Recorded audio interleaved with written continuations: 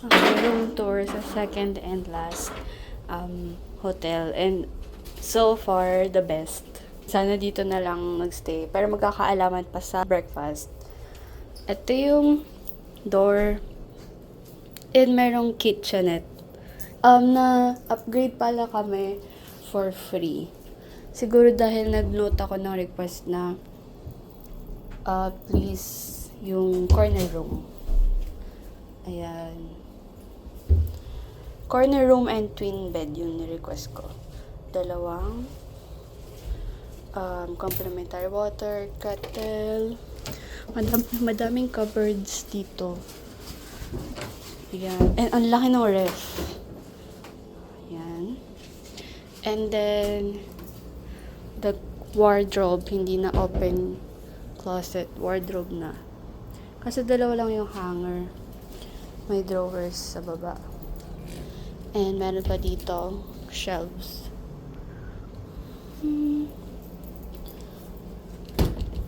And orange yung team nila. Orange, black, gray. Merong dining table, dining area. And dito yung CR. Ang liwanag ng CR, ang ganda. Yung sink. Ang haba ng mirror. Toilet.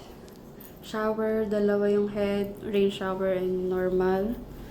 And kita dito.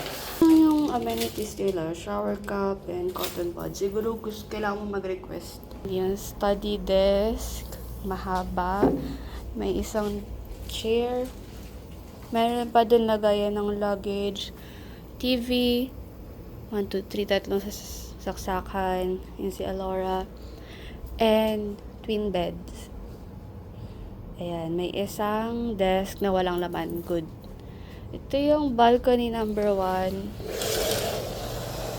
Diba, akala nyo madilim. Hindi lang nakabukas. First balcony. Tapos, ang ganda nito kasi, ang ganda ng area. Lalo na for us na mahilig mag-cafe hopping. Ang daming cafe sa baba.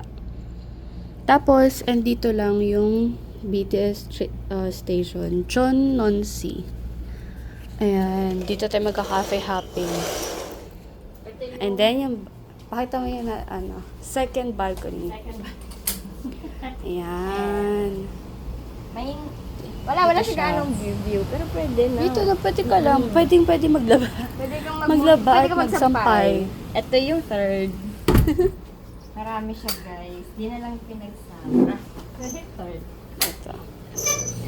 Ayan. Ano, kita talaga yung BTS.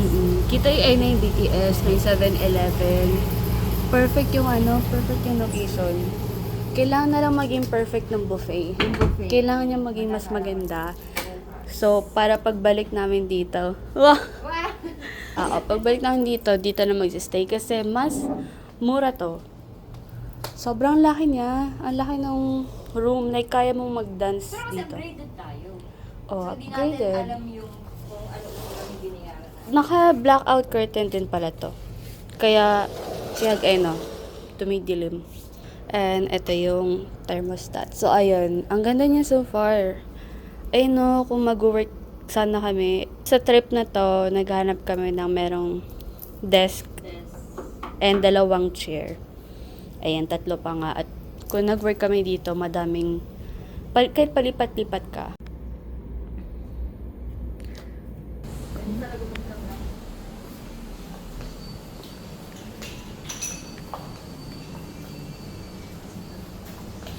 Bread station, pancake, porridge, condiments, or toppings, cereal. May cereal dito. Oh, may strawberry yogurt, may plain yogurt. Fruit salad station.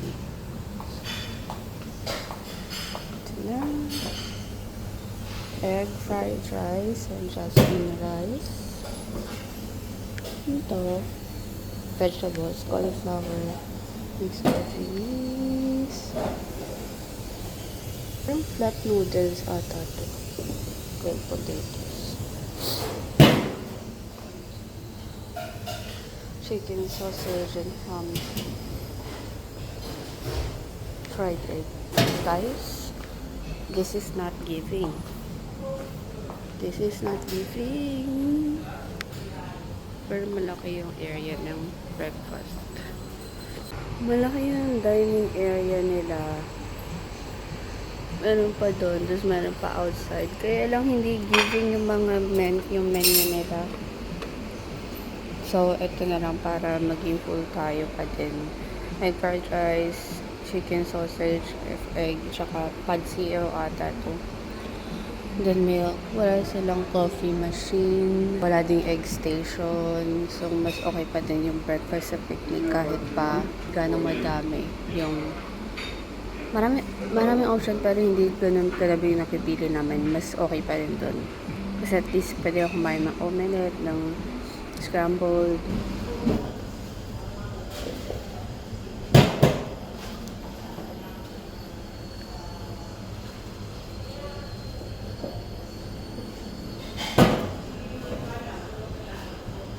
Alora, may Indomie.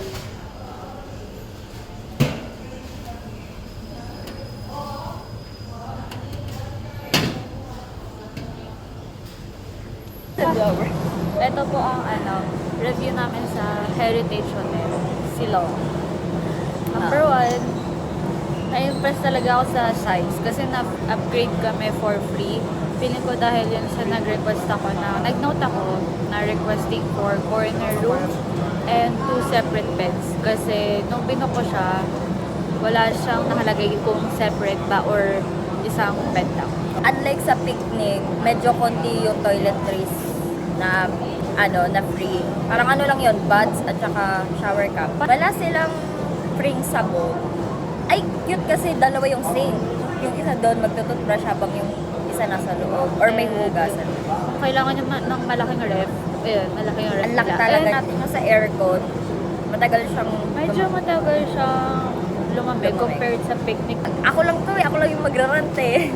Nung first day namin sa Heritage, nagpa-makeup room kami noon. Pagbalik namin, nakalagay do not disturb. Di namin alam nahulog ba? Kasi makeup room talaga yun.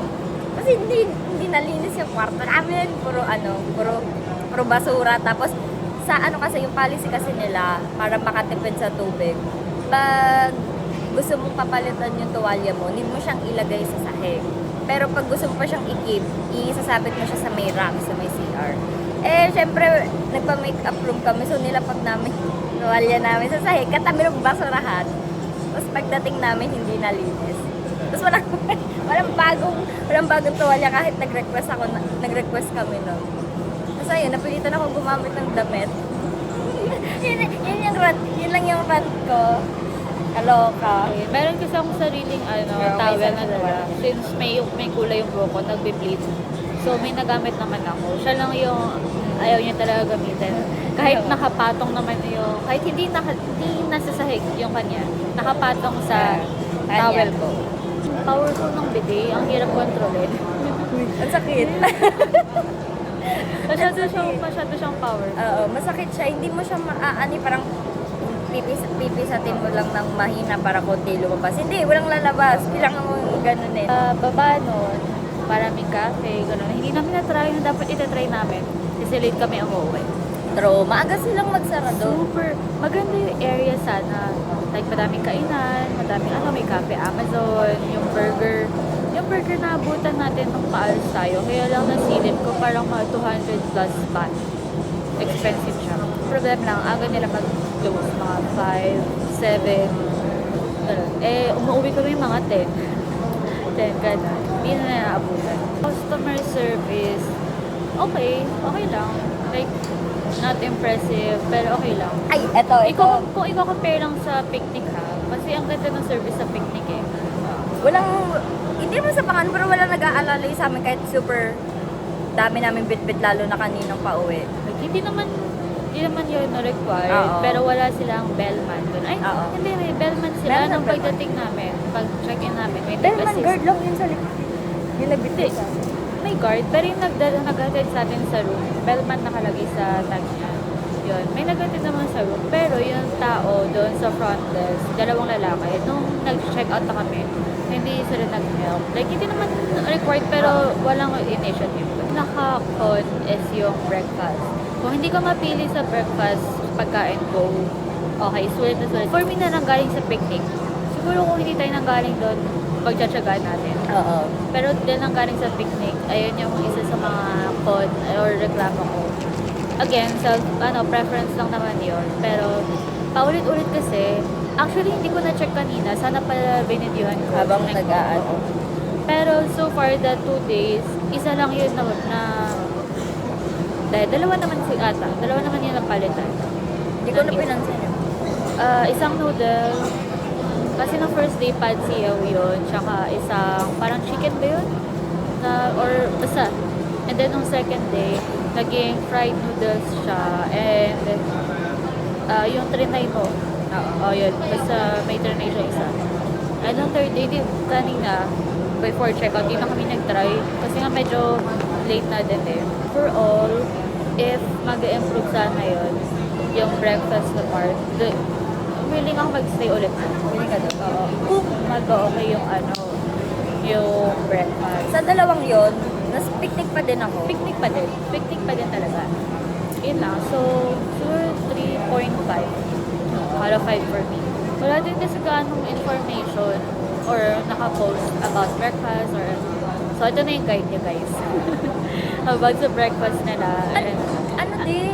hindi namin pala na-try yung pool. Hindi namin nasilip. Pero meron silang pool and gym sa 9? Basta, highest floor.